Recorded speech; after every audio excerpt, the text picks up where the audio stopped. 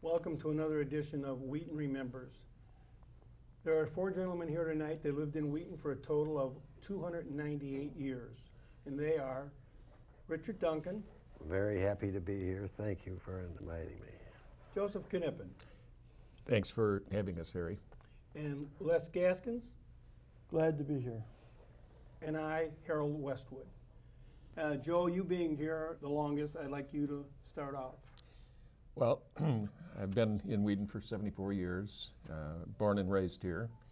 My father was a butcher at one of the local chain stores, and my mother was a telephone operator at IBT, which incidentally, IBT, do you know where their first operating station was? On the corner of Front and Main upstairs. Right above Starbucks. I went to school at Longfellow School and then continued into the junior high school, which was part of Longfellow, and then went on to Wheaton Community High School. Les, would you like to give us a little background about your family? Well, thanks. Like I say, it's great to be here. It gives you really a chance to really remember, almost like relive what it was like, because Wheaton at the time, back in the 50s, was like more of a small town, more in rural character as compared to the way it is now. You know, we had the train station with two different trains, and actually a third train, you know, if you include up north on St. Charles Road, the Great Western. But evidence to how good it was. I mean, how many groups will have 14 or 15 fellas once a month go out and have breakfast? I don't know that they all that do that. So that's telling you something about the quality of life that we had here in those days. Richard? Well, I was number 5 of 7 children, the oldest being 21 years older than the youngest. There's still 5 living. 2 died fairly young. This is an unbelievable town to grow up in. I never realized how great it was to have the college here until the last few years. It's an unbelievable school, and it's done so much for this community. People used to face it down and make fun of it, and I'm ashamed to say that I was part of that years ago. I really believe that it's a great place for education, and I've got lots of friends and relatives that graduated from there. Oh, very good, Dick. My family originally was from England, my parents, and my father worked for Colonel McCormick. My grandmother was a cook there, and my grandfather was a gardener there. I've lived here in Wheaton for approximately 70 years now. It's a wonderful town. There's very little crime here. We have great schools, great teachers. We have really super sports. Great athletes have come out of this town. So have a few comedians. Moving on, I'd like to talk about a few other topics. And Joe, would you like to start out with what you liked most about Wheaton when you were growing up, and what you remembered about Wheaton and the different restaurants and stores and that you can tell us a little about? The Central Business District has changed dramatically from what it used to be. When I was growing up, there were several women's clothing stores, several men's clothing stores. As far as the grocery stores, you had Jewel, you had A&P, you had National, and over on Wesley Street there was Wenzel's. Where Horsley's used to be Massman's grocery store. Then it became, I believe you said Carlson's. I don't know what year that became Carlson's. I know Carlson's did have a grocery store there for a while. Okay, all right, and then Carlson's. That was about it for grocery stores. They relocated. Jewel and National were both on Front Street, and then National moved over to where Gary Wheaton Bank was located, and Jewel went over on Hale Street where the old print shop used to be, and ultimately that became Gady's. We also had Players that was on Front Street. That was a little grocery store. Well, there was Players, yes. And then there was also Meister's out on Roosevelt Road where you could buy bread and a few odds and ends. Right, And that was a gas station also. yes, it was. And there was another place on the corner of President Street and Roosevelt Road. I can't place the name right now.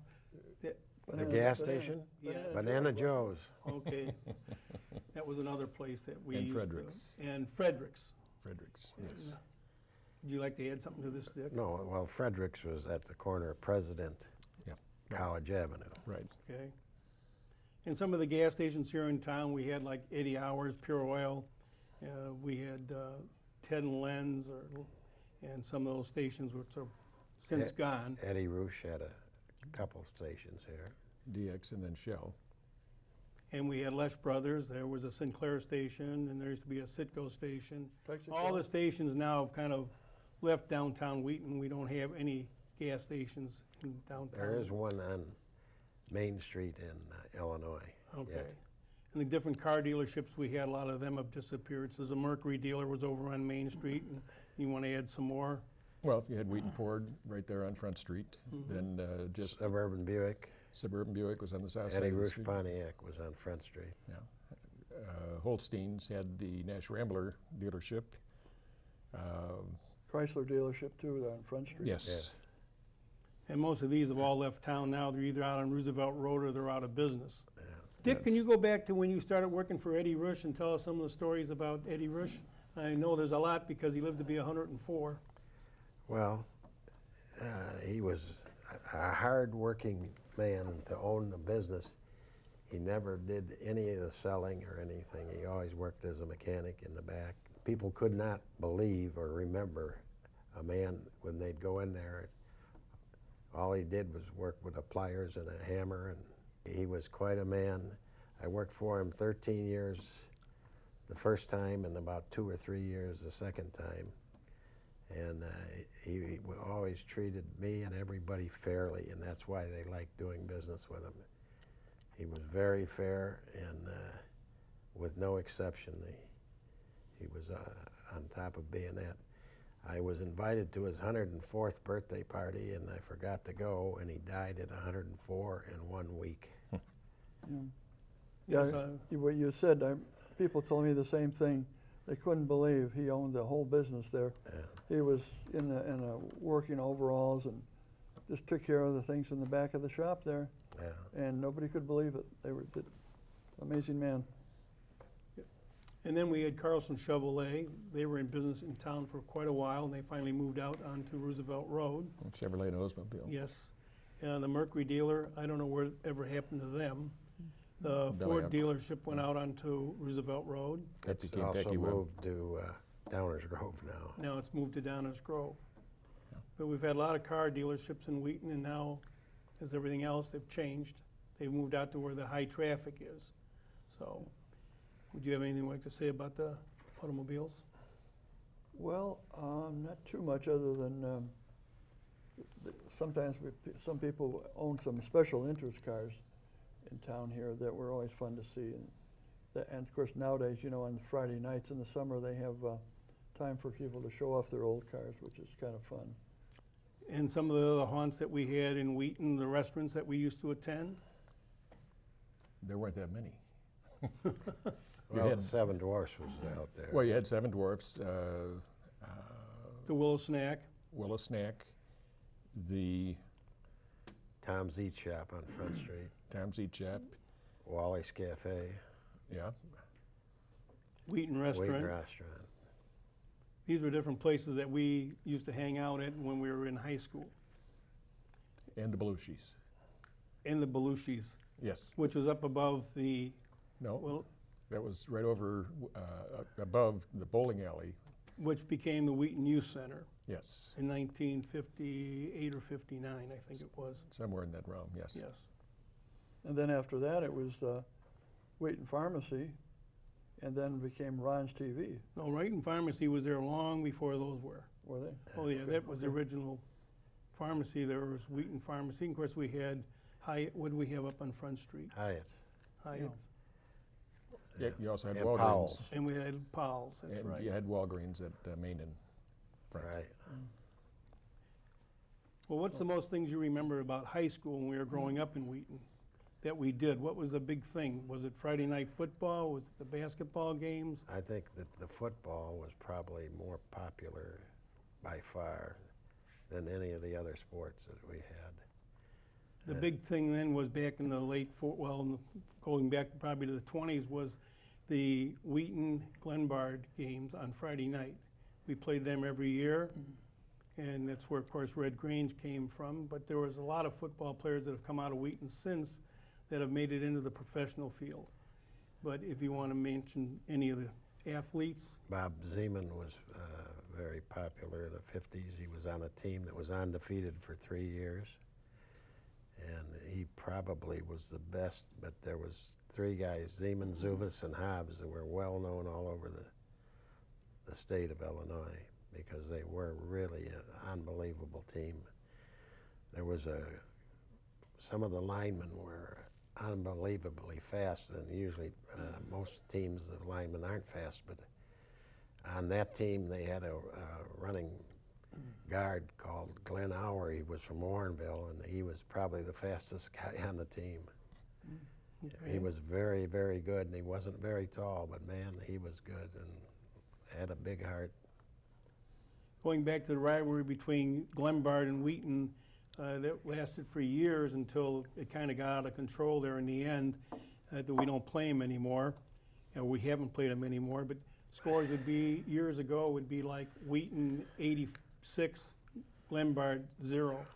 That's when Red Grange was playing. And there was a few other ball players. There was I can't think of his name right now, but he was just not as good as Red Grange, but he was quite an athlete. And his name will probably come up to me later, and I'll bring it back. I helped bring up the rivalry between the two towns too, and we painted the water tower the official school colors in 1957. That was the Glen Ellen water tower The that you Glen Ellen- painted. We painted Yes. the Glen Ellen water tower, and they never forgot it. And that's one of the reasons why we don't play them anymore, is because people like Les here doing things like that. I just want you to know I was never involved in anything like that. Oh, wow. Anything else you want to remember about Friday night games and the rivalries that we had with Glenbard and things that we did? Well, they used to start bonfires ahead of time, and I can remember some of the guys burning their bonfire down before their homecoming. Is that when The they day called before. you Gas Can Duncan? No, it wasn't me. I didn't do that, but I knew some of the people that did. Let's talk about some other things that we did in Wheaton when we were growing up and how it's changed since what the kids do today. When we were growing up here in the town, I mean, there wasn't a lot of things to do like there is today. Kids today just hop in their car and they go to the malls and they play these video games. We were more or less a pretty close-knit group here in Wheaton. We hung out like at the Willow Snack, the Wheaton Restaurant, places like that, the Seven Dwarfs, where you get Hyatt's all Drugstore. Hyatt's Drugstore, where you could get a vanilla Coke, things like that. Would you like to continue, Joe? Shakes. I would when he's through. Go ahead, Les. Well, I was just thinking, back in high school, I was on the tennis team, and they only had 2 courts near the high school. So we had to run all the way up to the North Side Park and play, and then run back. It was I wonder if the kids have to do that nowadays, but it was a challenge, and it was a lot of fun. For junior high, remember one fond memories was we had a basketball tournament during the holidays, and Bob Carlson was the team captain I was on, and we scored so many points that the Daily Journal reported it. And I don't think a little paper like that does that in the community anymore. At least I'd be surprised if they did. But Bob is still here. He comes to our Friday breakfast each month. Well, that's pretty interesting. What else would you like to talk about, Joe? Well, a lot of the classmates that we went to school with, we used to go to the Thursday night spook shows at the Wheaton Theater. And that was always, I don't want to say a thrill. I'll never forget one night on the way home Donnie Schmitz, you had mentioned the lawnmower place. He was in a tree, and he reached down and grabbed me and scared the bejesus out of me. So, Another thing about the tight-knit group of people that live here in Wheaton is all these people that we get together and we go out and we have breakfasts and lunches and stuff like that. And there's a, as Joe said earlier, there's a group of us meet every Friday just about that has coffee at one of the local restaurants here in town. And it's really nice when you can still have people that you went to school with that you can still hang around with 50 years later. Our high school is gone. I mean, now it's a new Mariano's, but we brought back a lot of fond memories. I hated to see it tore down, but as time progresses, I guess that's what you have to do. But it was a wonderful school that we went to, and we had great teachers. We had great athletic programs. We had really great teams. Wheaton was a lot to be proud of in this town. We've had a lot of state champions in football, basketball, wrestling, all this, and it's meant a lot to the town. And we have a very good town here where the people get out and they support the groups. And anything else you'd like to add to that, Dick? Well, I think that more than the biggest sport by far was football for the town, and it was the most popular, and I believe it still is, because Wheaton South has continued to have very good teams. Wheaton North had some very good teams in the Rexilius years, and a lot of professional players came out of that school also. It's just been an overall great place to be around and be part of. Talking about athletes, Dick himself was a wrestling champ. He took 4th when he was in high school downstate. The coach for Wheaton at that time was Don Garner, and he always used to tell me, "Remember this, Dick.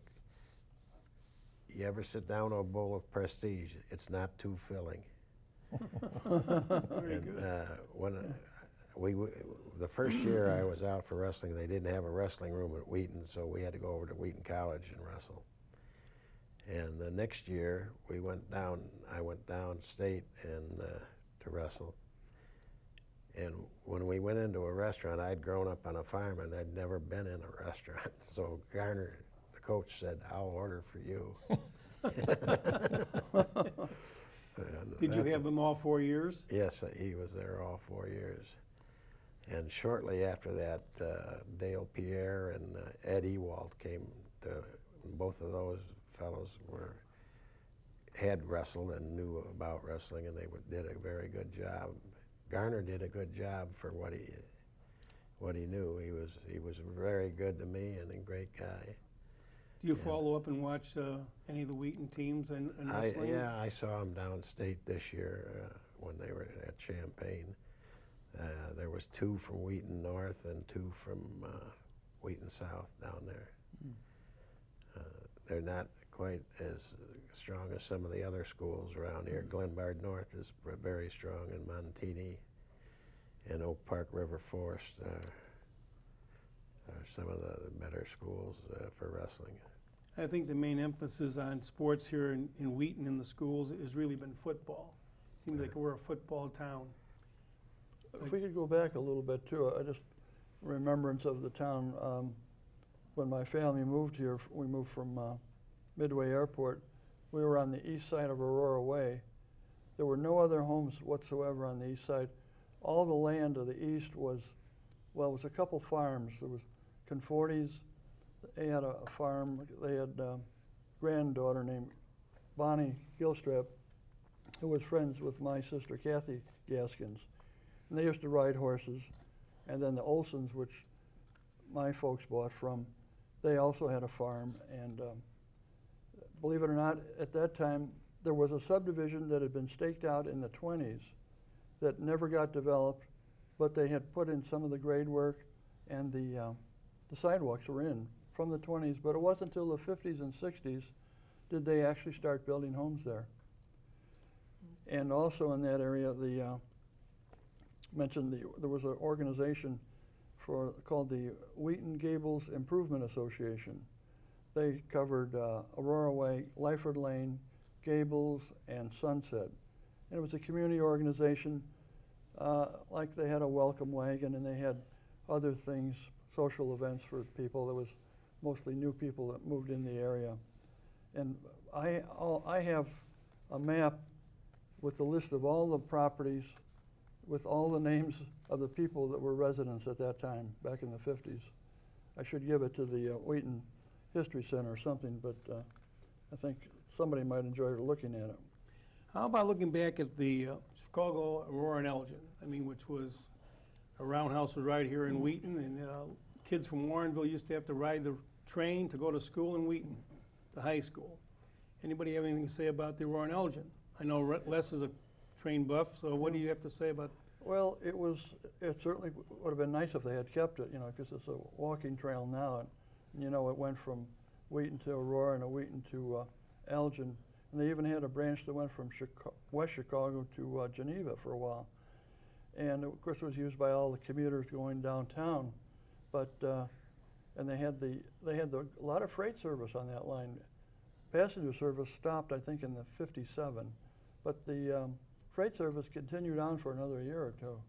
Yeah, can you tell us about the different locations where the train used to stop going to Warrenville, the different, where you could get off at? There were several, like one by the Chicago Golf. They had one right near there, didn't they? Right, they had one there since the 20s where the people from Chicago would come out to play golf, and that was a stop there. And I think there was another stop at Williams Military Academy. Yes. And then the closest stop for me was called Emory, just south of Roosevelt Road. I had a summer job, when I was sophomore in Aurora, and I would get on the train there, and it was called a flag stop. There was no agent or anything. You had to pull up a flag in order for the train to stop, and I'd take that back and forth to Aurora. It was a summer job. But then the other railroads, you know, you had the Northwestern, they had through trains, you know, that went from Chicago out to the West Coast, California, Oregon. There was only one or two that stopped in Wheaton, but otherwise you'd have to get to Oak Park or Chicago to get one of the through trains. But believe it or not, up where Dick lived, there was the Chicago Great Western Railroad, and they had one commuter stop in St. Charles. I think it ended sometime in the 50s. Well, there was a stop at Gretna. Oh, that's right, there was, yeah. Right out here. Yeah. Just a little bit to the west of Old Main Street. Mm-hmm. And that's where Williams Military Academy was located, up there at first on the north side of that tracks. Oh, before they moved. Yes. And now we can name a lot of the stores and that are no longer here in Wheaton, going back like the Stewart's Bike Shop, Wheaton Record Store, and what other places do not exist anymore in Wheaton that were here for years? Don't forget Montgomery Wards. They were on Front Street, just west of Main Street. I mean, east of Main Street. Montgomery Wards had a catalog store there.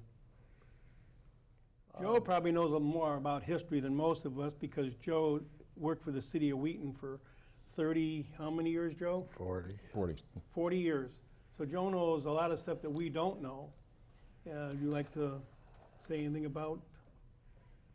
Well, certainly the community has changed, not only during the time that I worked for the city. I mean, Donata had not been developed. Briarcliff had not been developed. Actually, going north on Main Street, I believe all of Hawthorne had to be annexed into the city before it was developed. In fact, it was similar. There was a lot of the improvements had already been put in Hawthorne, sidewalks, sanitary sewers, water mains. Then the building came to a halt. I believe it was probably in the 50s, if not early 60s, that it really picked up again up in that area. But I started to mention before, I think that the actual city limits only went up to about Prairie Avenue, and Last light in town, going north. that was about it. That was about it. No, there was no light then. No stop sign. Yeah. Well, the last overhead light, so you could see where you were going. well, there was so much of Wheaton that hadn't been developed yet. Getting down into your area, the Orths built on their property down there. Cesario, he also built on property that he had purchased. But then going all the way down to where Wheaton, Warrenville South is, that was all brought into the city, and I believe that was in the 70s, if I'm not mistaken. And since then, it's been ongoing. And But when you stop to think about how much Wheaton's grown, how many people do you think, or what do you think the population was here back in 1950 and what it is today? Does anybody have a number of well, what? in 1940, there was 7,389 people in town. Okay, That was in 40, so in 1950, I would say that it was probably pushing 10,000 people. But today it's 53, 54,000. So, well, Wheaton's built a lot of subdivisions in the last 20 years. yes, Joe Kine built so many subdivisions, and Wheaton has really exploded yes. since the 70s. Yeah. Anything you want to add to that, Mr. Duncan? Well, Joe Kime has done a lot of good things for the city of Wheaton. He certainly brought a lot of tax revenue in here. Yes, he has. And Jay Stream did a lot for Wheaton also. And he would have done a lot more for Wheaton had they let them annex Carroll Stream. He wanted to bring that into Wheaton originally. And all those buildings up there would have been a good tax revenue for this town. Now it's going to someone else. But that could have been all part of it. And that's one reason Wheaton didn't grow like Naperville, because back in the 40s, 1940, they were about a 3,000 population in Naperville, and we were, what was it? 73. 7,300 in here. So, I mean, Naperville outgrew us by taking in the land, and they really did a good job over there, whoever it was. Well, the one thing Right. Wheaton has kept out of here is really been industry. There's really no factories around here. Carroll Stream took all that in, so we kind of might have missed the boat there. I don't really It know. would have helped the tax. It definitely so. It would have helped the tax structure. We still have that Acme Screw Company, though, don't they? I mean, that's a long-time firm here, I believe. No. Well, I think Plasterfilm moved out, didn't it? Plasterfilm Yeah. moved out, but Yeah. there is No, there. a manufacturing firm back there, and an active one. Well, I I don't see think- Heinz now has taken over where Effie Wheaton's Yes. yards Yeah, were. yeah. So That'll be good, I that'll think. push a little more in economy here in Wheaton. Anything else you want to talk about your youth here in Wheaton? Well, the old popcorn shop, Oh, yeah, the old old popcorn. Popcorn Brown and his daughter Irma. In fact, going back into the 40s, they used to bag and box popcorn, and it was shipped overseas to the veterans. Oh, I didn't know that. Yeah. Huh. So, but that was quite a hangout for the kids to go to. Yeah, that you don't have many penny candy places No, anymore. you like don't. that. No. That was a great place for. There's no such thing as penny candy anymore. It's, No, I was on a bus, Lakeshore bus, one time, met a lady, got talking, and she reminded me of the Wheaton Sweet Shop that was on Hale Street. That's right. Yeah, ice cream and candy and everything. They had a heavy accent. I can't remember where they were from, I but think they were nice German, people. if Were I'm they? not mistaken. Yeah. talking earlier about the Wheaton Theater, you remember Gold Pot Night? That was Oh, Thursday yes. night. Yeah. And it was run by the Meisels, I think was it, their names were that ran the theater. Mike Sell. Mike Sell. Sell, Mike Sell. right. Yeah. Yeah. Yeah, they ran that, and you had Gold Pot. Well, I was there one night with two other of my friends, and we were called up to pick out names for the jackpot. So we went up there, and I actually picked up my own ticket. So everybody thought the fix was in, I guess, and I got a free ticket to the next show. I'll never forget that. They were only 11 cents at the time for the show, wasn't it? It wasn't much. I think for a quarter you could get in and get a box of popcorn and a candy bar. Yeah. And like the old Prince Castle, where you could buy an ice cream cone for a nickel, Yeah. and you could get a jumbo cone, which was the sherbet, for 10 cents, 3 scoops. Those No. days are gone forever. Oh, yeah. I remember gas back then when I was in high school at Eddie Hour's gas station, where I, as a 16-year-old, had an account, and I used to buy my gas there, and it was like 22 or 23 cents a gallon. And one day, myself and two other fellows, we went in to get some gas. We always used to fill up after school, and we'd get up maybe 70 or 80 cents, and we'd get like 3 or 4 gallons of gas. And one day we went in there, and I said to Eddie, I said, $2 worth. And he said, are you guys going on a trip? Because he was used to us always spending 50, 60, 70 cents. Do you have any memories back then of those days? Oh, yeah. Eddie was my uncle. Oh, okay. He married one of the Knippen girls. And he was there for quite some time. In fact, Jim, who had the shoe store downtown, when he got out of the service, he had arthritis in his hands and feet and what have you. He was in business with Eddie for a number of years, but then as Uncle Jimmy used to say, I went to shoe college. Shoe college. And okay. opened up, well, his only competition at that particular point in time was Libby's shoe store, and they sold Mother Goose and what have you as far as shoes are concerned. And Jim did quite a business expanding on the lines that he carried, and then down the street was Joe's family shoe store. As you may well have realized tonight, that Joe Knippen is related to just about everybody in Wheaton. I think this town should be called Knippenville or something. Going back to our high school days, the big things in Wheaton then were probably the theater. We had the youth center here in Wheaton that was down where the bowling alley used to be on Liberty Drive, and it used to leak so bad down there they finally had to get rid of the bowling alley because they couldn't bowl all the time because of water in the basement.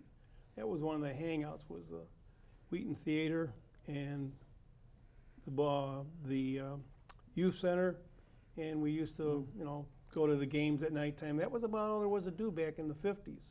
Go ahead, Joe. Well, when you mentioned the old bowling alley beneath Ron's TV, one of the other main reasons that they moved out of that building was that they had negotiated a deal to where if they built up on Gary Avenue, they could get a liquor license, because they were losing business tremendously to other establishments in the area that had liquor licenses and what have you. So that's one of the primary reasons for their move. That's another issue about Wheaton, that it's been a dry community since like 1934 until they started letting liquor come in. When, Joe? Oh. I can't really remember the year, Harry. Well, the closest tavern you could go to was Tony's out on Gary Avenue. But that wasn't in the city. No, I said, but it was the closest tavern Yes. you could go to before the town had stores that were selling liquor. Yes. I think Osco was actually one of the first places in Wheaton where they're allowed to sell liquor. Yes, be. yes, Yeah. over by right by the Southside Jewel. Right. Right. Right. Yeah. And they also had to have sheeting up across the front so they couldn't advertise that they had liquor there. They weren't supposed to. And I don't think they sold it until like on Sundays. You couldn't get liquor there until like noon or so. So Wheaton's been a dry town for many, many years. But can you tell me of some of the places that did sell liquor back in the 40s, 50s around here or locally? You mean under the table you're talking about? Well, No. No. I'm talking about Well, no, you on had, Manchester Road. well, you had on Manchester Road right there. Wasn't it called the Hilltop? No, the Hilltop was actually over in Glen Ellen, right there at the top of the hill. Right. Oh. Well, I'm trying to think what it was on Manchester Road. There was a tea room there. A tea room. Yes, and Pretty strong tea, wasn't it? yes, it was. I never heard of it. Never Yeah. a bar on Manchester Road, huh? Well, you're only 85. It was before that. But you either had to go out to Hawkers Yep, right, or John's over in Winfield, right. Hesling's on Gary Avenue, the bowling alley, obviously. Then if you went further north, up to North Avenue, there was a couple, 3 or 4 Paddock. restaurants. Well, the Paddock, yes. Mm-hmm. Was that a favorite drinking hole for you or what? No, Oh. no. Had pretty good fish fry. Good fish fry, right. Well, the VFW still has a fish fry there every Yes, they Friday do. night, they do. Yes, they do. So, What else do you remember about Wheaton when we were growing up? Well, it was just a good town to be in because it was like any town in America, you know what I mean? It was not so connected to the city of Chicago. It was just by itself. It was a standalone rural community, you might say. We had some big farms around here. We had the rice farm. Proved they had one year they had a Kentucky Derby winner, and they also had a second farm in Kentucky as well. In fact, I used to work at the Palmer House Hotel, and they had a permanent suite, the Rices did, at the hotel. And they had 2-bedroom suite, but the 3rd bedroom, they could connect if they wanted it, but we were told never to sell that room except on sell-out nights. And so if you sold it and it wasn't a full house, they came after you. Why did you have to sell that room?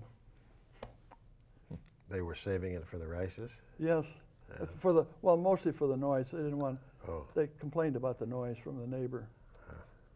Well, I brought something up earlier about Colonel McCormick's Contigny, and we know it's not in Wheaton, but I always affiliate it with Wheaton. Seems like a lot of stuff went out there, and him being Colonel McCormick, a well-known publisher, it was pretty interesting to have some stuff to say about Winfield. And I thought that, you know, years ago, they used to actually let the helicopter drop off the airmail there. Helicopters used to pick up the airmail, drop it off. I used to go out there at one time and pick up the mail like that. And then the colonel got upset one day and he didn't want to do that anymore, I guess, so we couldn't land there. So then we started landing up at the VFW on Geneva okay, Road. all right. And that was where the airmail for Wheaton used to get picked up and dropped off. see, I didn't even know that. Well, I Pretty didn't know good. that either. yeah. Well, and then going back, the 4th of July parade that used to assemble downtown, and then they would go down or go west on Front Street to West Street, and then go north up to Northside Park. But the parade became so big that they ran out of room to try and get all of the floats and everything, you know, into the park. And there was like a one-way street system within the park. It was just impossible to navigate. So that's when they changed it again and then started Parkway or at Parkway and then came south on Main Street and went through the business district and then disbanded at Cross Street. well, the Wheaton Parade is one of the biggest parades in the western suburbs. Yes. They say it attracts roughly 100,000 people. I don't know how true that is, but that's what they say it is. I personally never went out to count anybody, so I can't tell if that's an accurate account or not.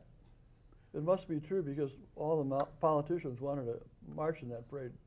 Governor Edgar and so on. And Yeah, there A lot are of a them. few politicians in there. you know, In fact, they finally put a limit on how many you could have in a group.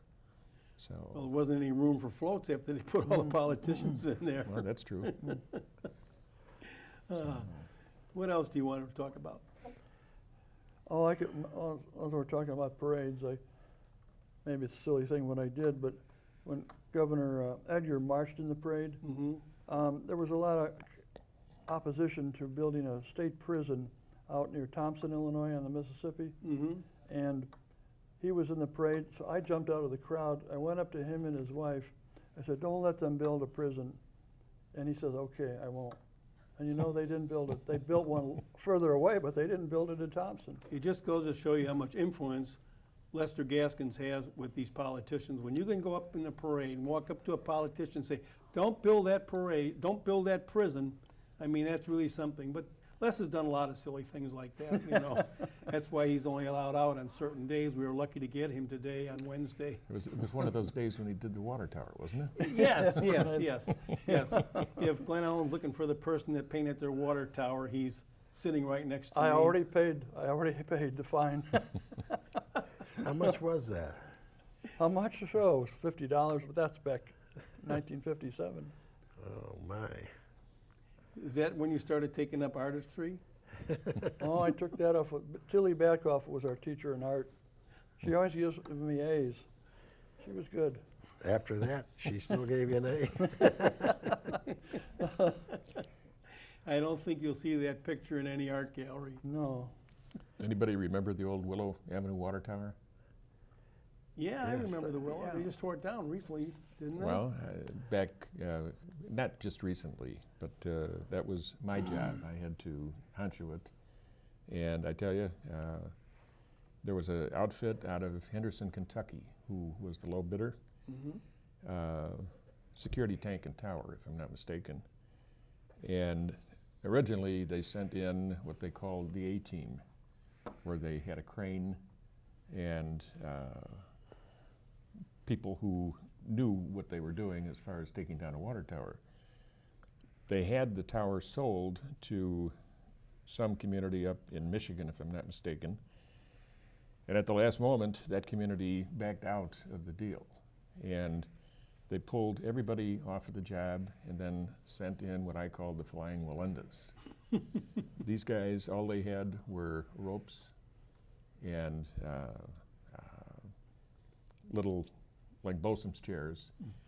And the tower was already pre-cut for lowering it with cranes. And I'll never forget it because Al Savanago lived right behind the tower, and they dropped one huge piece when they finished one of the cuts and smashed his fence right into the ground. In fact, when they originally brought the cranes onto the construction site, the oiler on the crane pulled the wrong pin, and Bill Trescott lived just to the east on Willow Avenue, and the crane was falling. It had 100 and some odd feet of stick on it, and it was heading right for his house. And fortunately, the operator had the presence of mind to swing the boom over, and he ended up crushing his own truck. But that job went from bad to worse. Wow. But we finally got it down. That was where, now, near where the Jewel was?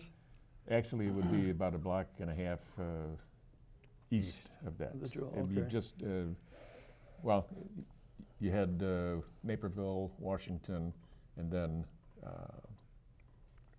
I think there's a cross street in there by the name of Reber. Oh, yeah.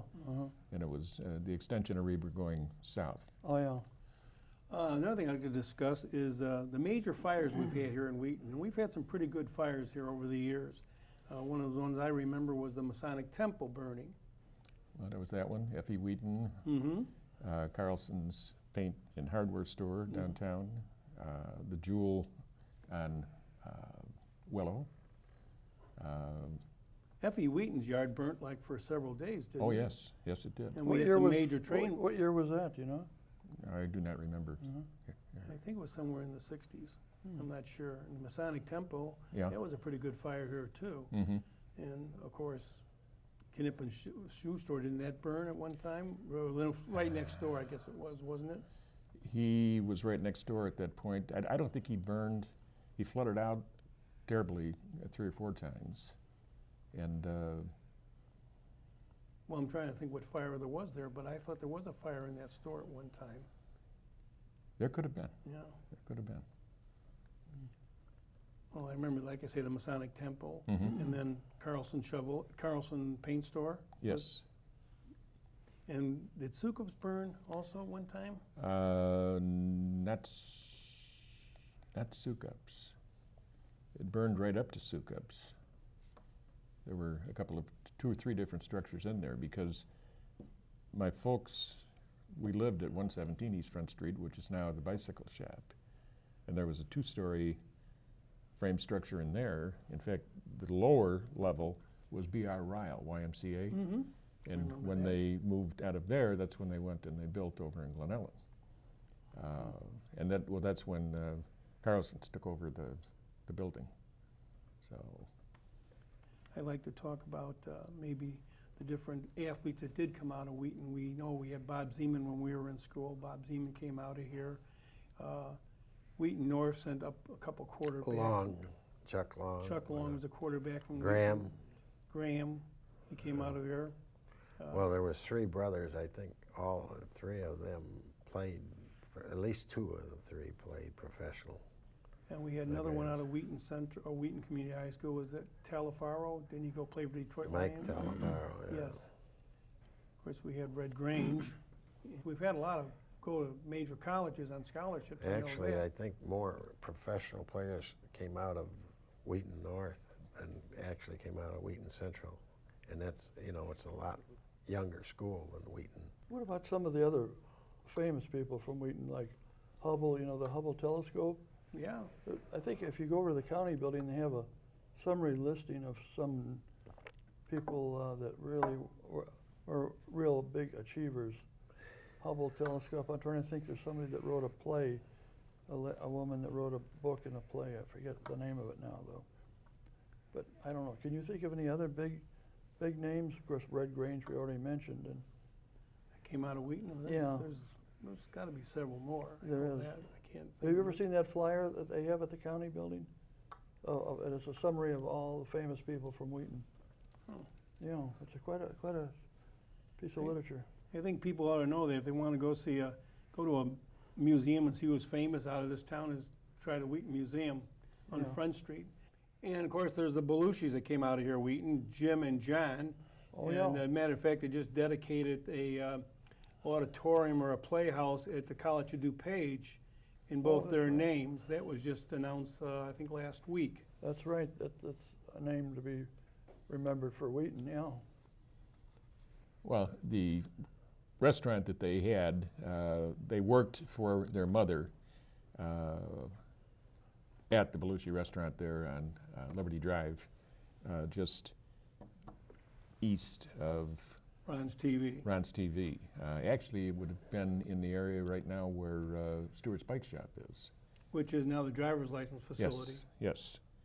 But then the Belushis were raised over on Elm Street, just west of President Street.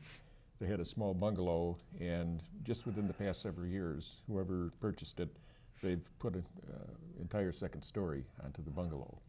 I was driving by there a couple years ago, and I see this crowd of people, cars pulled up. I didn't know what was going on. I thought maybe it was a fire or something. So I stopped. Well, what it was Jim Belushi was out, and he was looking at the house he used to live in. Okay. And people are going up and asking him for their autographs and that. And of course, I had to also ask, but he didn't have a pen or something. But anyway, he was looking at a house he lived in. And I said to him, "Do you recognize it?" He said, "Well, not since they put a second story on it." He said it was a one-story Right. little house. And I think that's subdivision there, Fisher and those areas there. That's where I think Jay Stream built his first homes. Yes. Wasn't that correct? Yeah, right. That was called Green Valley. Green Valley it was called, okay. And then the east of Naperville, those were J Street homes too. Well, that's what we're talking about, Okay. that area there. Okay. Well, it was Naperville to President Street, Elm Street south to, I think, Loudon or somewhere Yeah. right in there. Those are- Well, the older brother, Belushi, when he was in high school, he was a John. football player, Yeah. and he was very good. He was a lineman, and he was a great big kid, man. He was the captain of the team. I didn't realize that, but he was a good ball player. He was very good. Most people never even heard about his football, but he was good in high school. Well, we've had a lot of great football teams come out of Wheaton. I mean, you were on one of the teams that was undefeated, weren't you? No, we lost one or two games. But you never lost to Glenbard, did you? No. No. We've had that discussion at coffee several times, and of course, if you're from Glen Ellen, you say, "Yeah, we beat you," but we Yeah. say, "No, you didn't." They had Dave Obrecht was an all-state football player from Glenbard West, and in 4 years against Wheaton, he never finished one game against Wheaton. That's He a- was always, somebody always knocked him out of the game. But he was a very good fullback for them, and he did a good job, and he was a great, great person, really. Another name I just thought of was Sam Skinner. Remember, he was Yeah. Department of Transportation under Bush. He was a Wheaton graduate. Yeah, he grew up on Howard Street. Mm-hmm. Any other names you can throw out there that from Wheaton, Joe? I'll probably think of them tonight. Yeah, that's one of the troubles about getting old. Yes. You don't know what you're talking about at the moment, but that night you'll remember. Yeah, right. Perfectly all right. You know. Somebody, they mentioned Mary Pogue. Mm-hmm. And where is, or what's on the property now? That's the Northside Jewel, Jewel Asco, and then I There's a think- Shell gas station, Yeah. part of it, and Yeah. it used to be a Poppin' Fresh Pies Mhm. right next door to it. It was part of that property. Right. Who remembers Savorama? I Oh, do. yeah. I do. Jefferson Ice Company, Yes. Ball Coal Company. Yes. Yes. Throwing out some numbers here and see if you people remember who Well, they were. that was owned by Mrs. Mayer, and her Yes, son Ruth- is still Ruth alive, Mayer. and he lives in Texas. Okay. He went to Wheaton High School. And Jefferson Ice Company, they converted that into Savorama, didn't they? Well, Why am I thinking that the Jefferson Ice Company was over in Glenelg? it was in Glen Ellen. It was on Crescent, I guess. Yes. But there was an ice company right there on the corner there of Geneva and Main Street. And that's where Savorama was. That I thought that was originally was Jefferson Ice Company. No. Mrs. Mayer's brother had a heating and air conditioning business. Scarlet Glow. Scarlet Glow. Engineer. That was it. Scarlet Glow. Yeah. Pretty close. Well, it's That was before. Yeah. Yeah. And then Savorama was there, and then after Yeah. Savorama, they built the Restaurant. Grand Chalet or yeah, whatever the they Grand call it. Chalet Yeah. restaurant. Yeah, that was And we used to have the old-timer dinners there. yes. Yeah. I'd also like to mention about the Old Timers Club we have here in Wheaton. It's open to anyone that's attended a Wheaton High School and has been out of high school for 35 years. We have a golf outing and a dinner. It's a wonderful event, and we have it once a year. I'd like to thank my guest tonight, Mr. Duncan. Well, I'd like to add to it, the oldest member of that group is 99 years old. He'll be 100 this year, and he's going strong yet. So thank you for having me. Joe? Harold, thanks for having us. I'd like to mention on that Old Timers Club, the notices that they put out, they solicit donations for scholarships for students who are going to go on to college. Les? Thanks very much. It was good. And thank you, gentlemen. And thank you for watching Wheaton Remembers.